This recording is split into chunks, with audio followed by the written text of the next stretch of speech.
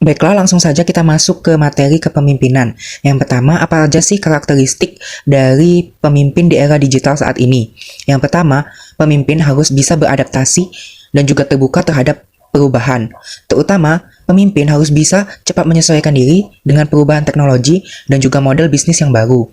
Yang kedua, literasi digital dan juga up to date. Jadi, para pemimpin juga harus memahami soal teknologi digital yang terus-menerus berkembang dan juga cara untuk memasukkan strategi organisasinya.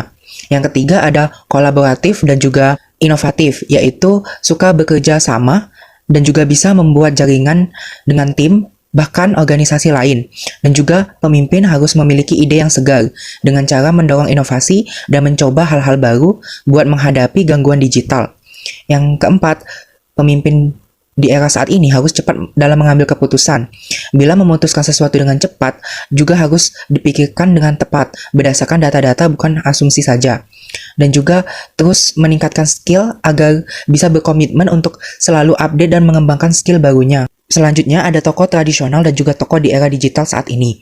Untuk tokoh tradisional, kelompok kami memilih B.J. Habibie, yang dimana B.J. Habibie ini merupakan Presiden ketiga Republik Indonesia, dan juga merupakan salah satu tokoh yang sangat penting dalam sejarah Indonesia modern. Tokoh di era digital, kami mengambil William Tanuwijaya sebagai founder dari Tokopedia. Karena beliau terkenal sebagai CEO atau pendiri dari Tokopedia dan merupakan ahli bisnis di era digital. Baik, selanjutnya saya akan menjelaskan mengenai gaya kepemimpinan B.J. Habibie, yaitu pertama dapat dilihat di PPT demokratis dan modern, yang dimana mengedepankan koordinasi, keterbukaan, dan kebebasan pers, yang kedua liberal dan visioner, yang dimana dipengaruhi oleh pengalaman tinggal di Jerman, sehingga dia berpikir terbuka dan berorientasi masa depan. Yang ketiga, pribadi humanis, yaitu pekerja keras, jujur, realis, penyayang, dan nasionalis. Yang keempat yaitu komunikasi spontan, yang dimana bereaksi apa adanya dan lugas. Yang kelima, berbasis teknologi dan nilai lokal, yang dimana ia menggabungkan prinsip industri modern dengan keislaman, budaya Indonesia, dan semangat kebangsaan. Selanjutnya, gaya kepemimpinan William Tanuwijaya, yang dimana merupakan seorang CEO Tokopedia.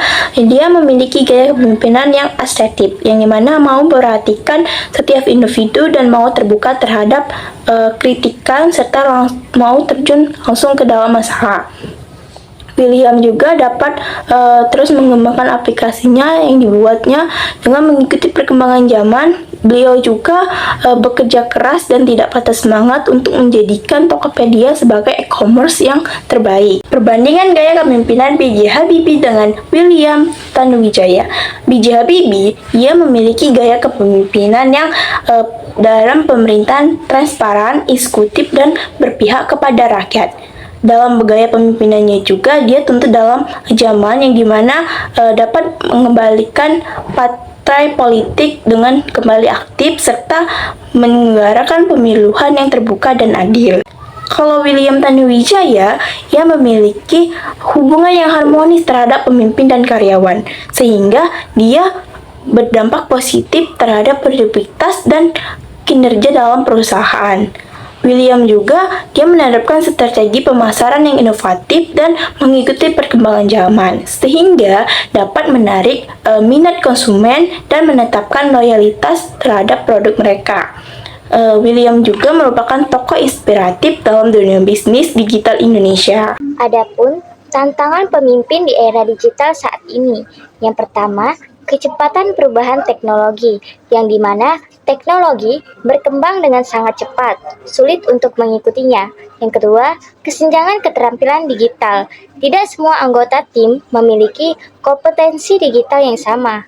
Yang ketiga, keamanan siber, resiko pelanggaran data dan serangan siber yang sangat meningkat. Yang keempat, keseimbangan otomatisasi dan sumber daya manusia, yang dimana mengelola transisi pekerjaan karena otomatisasi. Yang kelima, kompleksitas pengambilan keputusan, banjir data yang perlu dianalisis. Dan yang terakhir, mengelola tim dari jarak jauh, yang dimana tren kerja hybrid dan remote yang makin meningkat. Selanjutnya, ada cara mengatasi tantangan di era digital saat ini.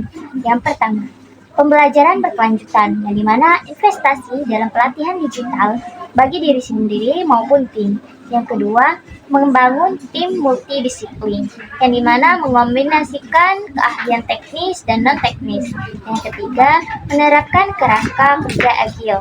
Adopsi metodologi yang memungkinkan adaptasi lebih cepat. Yang keempat, investasi dalam keamanan siber, memprioritaskan perlindungan data dan privasi.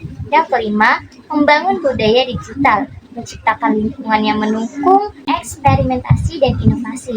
Yang terakhir, mengembangkan soft skill, menekankan kreativitas, kolaborasi, dan kecerdasan emosional yang tidak dapat digantikan oleh mesin. Itu saja materi yang dapat kami sampaikan. Kami ucapkan terima kasih.